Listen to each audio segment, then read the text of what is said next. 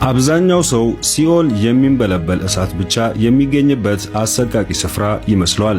ነገር ግን ጌታችን ኢየሱስ ስለ ሲኦል ያስተማረው እውነታ ከእሳት ስፍራ የተለየ በአሰቃቂነቱ ለመግለጽ የሚያስቸግር የሃይማኖት መሪዎች አባቶች እንኳን የሚከራከሩበት እጅግ አስከፊ ስፍራ ነው። በወንጌል መጽሐፍ ውስጥ ጌታችን ኢየሱስ ከመንግሥተ ሰማይ ይልቅ ስለ ገሃነም በብዛት ያስተማረበት ምክንያት የሚያስፈራ ነው።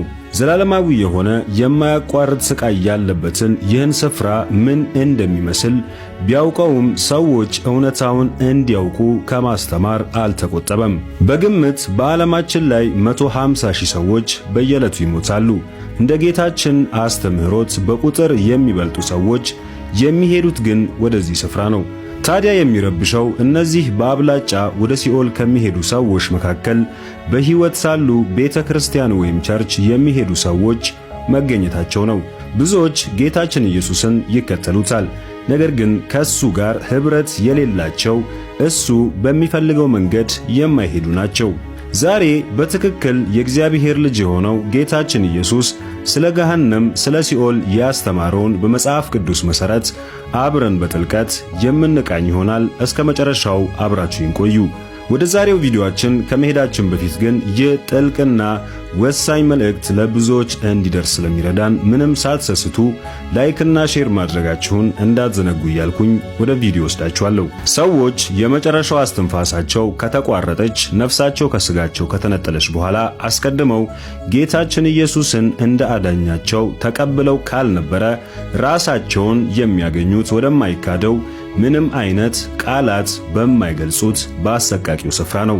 በሉቃስ ወንጌል ምዕራፍ 16 ከቁጥር 19 እስከ 31 ጌታችን ኢየሱስ ስለ አልዓዛርና ስለ ባለጸጋው ሰው አንድ ወሳኝና አስፈሪ ነገር አስተምሯል።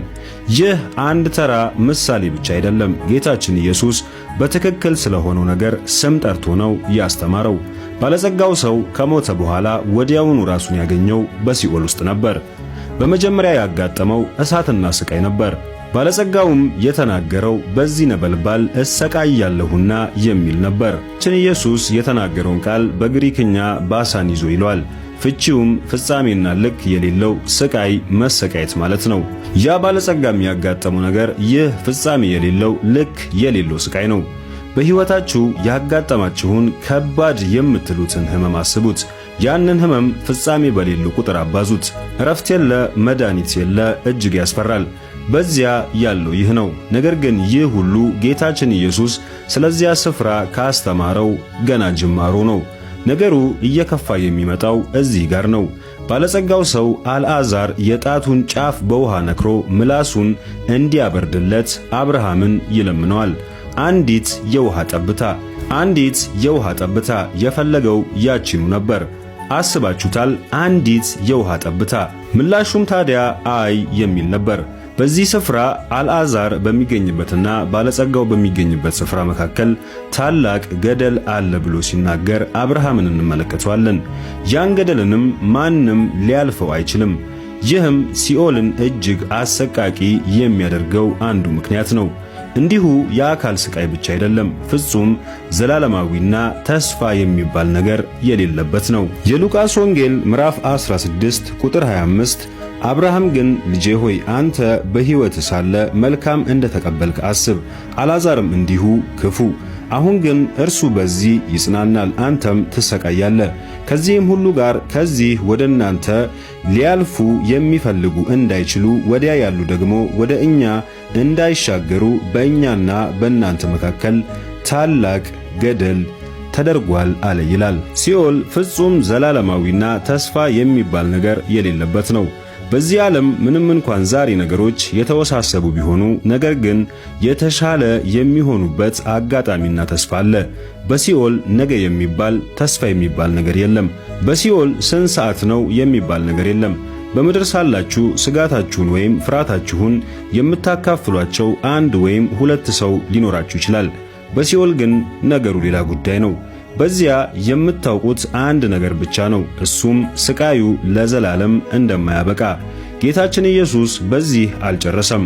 በማቴዎስ ወንጌል ምዕራፍ 8 ቁጥር 12 ፍጹም በሆነ ጨለማ ዋይታና ለቅሶ፣ ጥርስ ማፋጨት እንደሆነ አስተምሯል። ማቴዎስ ወንጌል ምዕራፍ 8 ከቁጥር 11 እስከ 12 እላችኋለሁም ብዙዎች ከምሥራቅና ከምዕራብ ይመጣሉ፣ ከአብርሃምና ከይስሐቅ ከያዕቆብም ጋር በመንግሥተ ሰማያት ይቀመጣሉ። የመንግሥት ልጆች ግን በውጭ ወዳለው ጨለማ ይጣላሉ፣ በዚያ ልቅሶና ጥርስ ማፋጨት ይሆናል ይላል።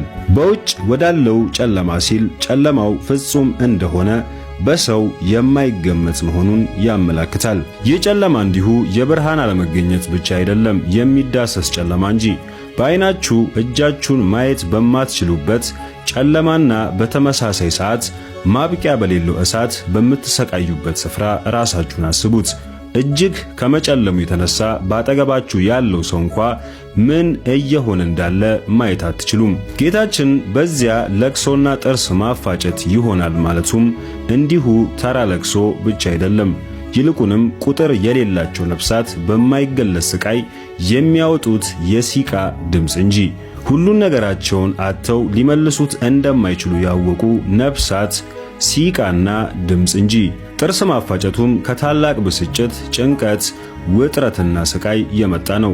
ጌታችን ኢየሱስ ስለዚህ ስፍራ ከተናገራቸው አስከፊና አስፈሪ የሚያደርገው ደግሞ በማርቆስ ወንጌል ምዕራፍ 9 ከቁጥር 43 እስከ 48 ውስጥ ደጋግሞ ትላቸው ወደማይሞትባቸው እሳቱም ወደማይጠፋ ወደ ገሃነም ወደማይጠፋ እሳት ሲል የተናገረው ነው።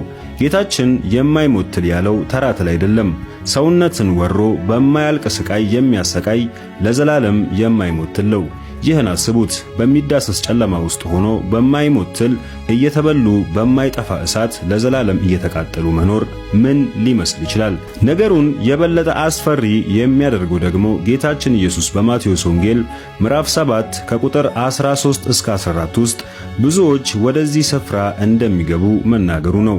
የማቴዎስ ወንጌል ምዕራፍ 7 ከቁጥር 13 እስከ 14 በጠበበው ደጅ ግቡ፣ ወደ ጥፋት የሚወስደው ደጅ ሰፊ መንገዱም ትልቅ ነውና ወደ እርሱም የሚገቡ ብዙዎች ናቸው። ወደ ሕይወት የሚወስደው ደጅ የጠበበ መንገዱም የቀጠነ ነውና የሚያገኙትም ጥቂቶች ናቸው ይላል። ብዙዎች ማለት ክፉዎች ብቻ ማለት አይደለም፣ ቁጥራቸው ከፍ ያለ ማለት ነው። ሰዓት ይህን ቪዲዮ በምትመለከቱበት ወቅት የቤተሰባችሁ አካል፣ ጓደኞቻችሁ፣ የሥራ ባልደረቦቻችሁ፣ ብዙ የምታውቋቸው ሰዎች ወደዚህ ስፍራ የሚያመሩ ይኖራሉ። ነገር ግን አብዛኞቹ ምን እንደሚጠብቃቸው አያውቁም። በዮሐንስ ራእይ ምዕራፍ 14 ከቁጥር 10 እስከ 11 ባለራእዩ ዮሐንስ እግዚአብሔርን የሚክዱት ዕጣ ፈንታቸው ምን እንደሚሆን በመጽሐፉ ጽፎታል። የዮሐንስ ራእይ ምዕራፍ 14 ከቁጥር 10 እስከ 11 እርሱ ደግሞ በቁጣው ጽዋ ሳይቀላቀል ከተዘጋጀው ከእግዚአብሔር ቁጣ ወይን ጠጅ ይጠጣል፣ በቅዱሳንም መላእክትና በበጉ ፊት በእሳትና በዲን ይሰቃያል። የስቃያቸውም ጢስ ለዘላለም እስከ ዘላለም ድረስ ይወጣል። ለአውሬውና ለምስሉም የሚሰግዱ የስሙንም ምልክት የሚቀበል ሁሉ ቀንና ሌሊት ዕረፍት የላቸውም ይላል። ይህን ሐረግ አስተውሉት። ቀንና ሌሊት ዕረፍት የላቸውም። በዚህ በምንኖርባት አስቸጋሪ ዓለም በብዙ መከራ ውስጥ ሆነን እንኳን አንዳንዴ እናርፋለን፣ አንዳንዴ እንደሰታለን፣ አንዳንዴም እንተኛለን። ተስፋ አስቆራጭ ነገር ውስጥ ሆነን እንኳን ነገ መልካም ይሆናል ብለን ተስፋ እናደርጋለን። በሲኦል ግን አንዱም የማይታሰብ ነው። ታዲያ ምናልባትም ብዙዎቻችሁ ይህን አይነት ዘላለማዊ የስቃይ ስፍራ እግዚአብሔር እንዴት የሰው ልጆች ሊቀጣበት አዘጋጀ ብላችሁ ልትጠይቁ ትችላላችሁ።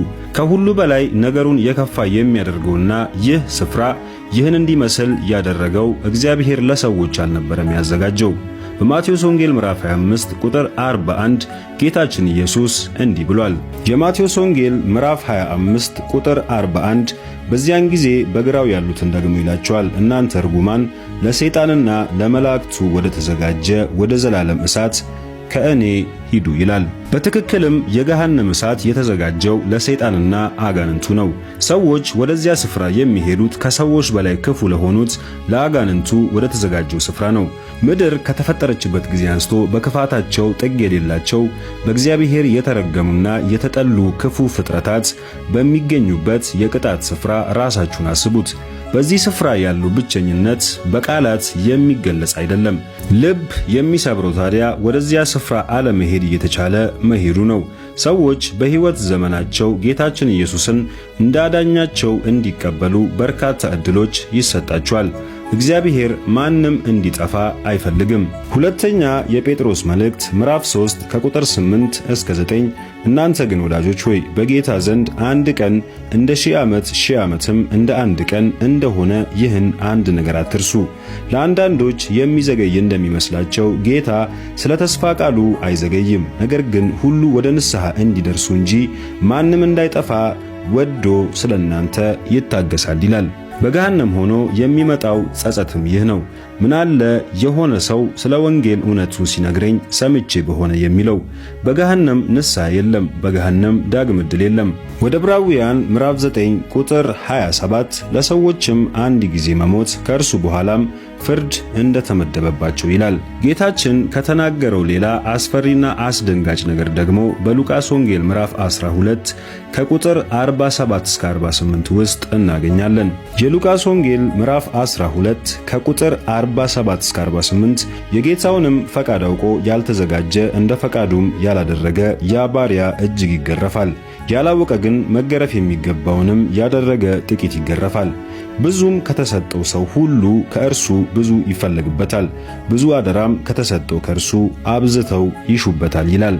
ይህ ማለት በቃሉ ያደጉ ቤተክርስቲያን የተመላለሱ በዚያ ከተገኙ የበለጠ ይቀጣሉ፣ ይሰቃያሉ ማለት ነው። በገሃነም ያለው እሳት ሳያቋርጥ የሚነድ ነገር ግን የማይበላ ወይም የማይገድል ነው። በውስጡ ያለው ሽታም የማይገለጽ የሚዘገንን ነው። የዮሐንስ ራእይ ምዕራፍ 19 ቁጥር 20 አውሬውም ተያዘ፣ በእርሱም ፊት ተአምራትን እያደረገ የአውሬው ምልክት የተቀበሉትን ለምስሉም የሰገዱትን ያሳተ ሐሰተኛው ነቢይ ከእርሱ ጋር ተያዘ። ሁለቱም በሕይወት ሳሉ በዲን ወደሚቃጠል ወደ እሳት ባህር ተጣሉ ይላል። ዲን እንደ ሳልፈር ያለ እሳት ሲሆን የማቅለሽለሽ ስሜት የሚያመጣ የሚረብሽ ሽታ ያለው ነው። ያን ሽታ ለዘላለም በዚያ ጨለማ እሳትና የማይሞት ትል ባለበት አስቡት። በዚያ ስፍራ የሚሊዮኖች ነፍስ ድጋሚ ምርጫ በማያገኙበት በሲቃ ሲጮሁ ምን ሊመስል እንደሚችል አስቡት። ታዲያ ሲኦል ገና ጅማሬው ነው። የዮሐንስ ራእይ ምዕራፍ 20 ከቁጥር 14 እስከ 15 ውስጥ በመጨረሻው ፍርድ ሞትና ሲኦል ወደ እሳት ባህር ሲጣሉ እንመለከታለን። የዮሐንስ ራእይ ምዕራፍ 20 ከቁጥር 14 እስከ 15 ሞትና ሲኦልም በእሳት ባህር ውስጥ ተጣሉ። ይህም የእሳት ባህር ሁለተኛው ሞት ነው። በሕይወትም መጽሐፍ ተጽፎ ያልተገኘው ማንኛውም በእሳት ባህር ውስጥ ተጣለ ይላል።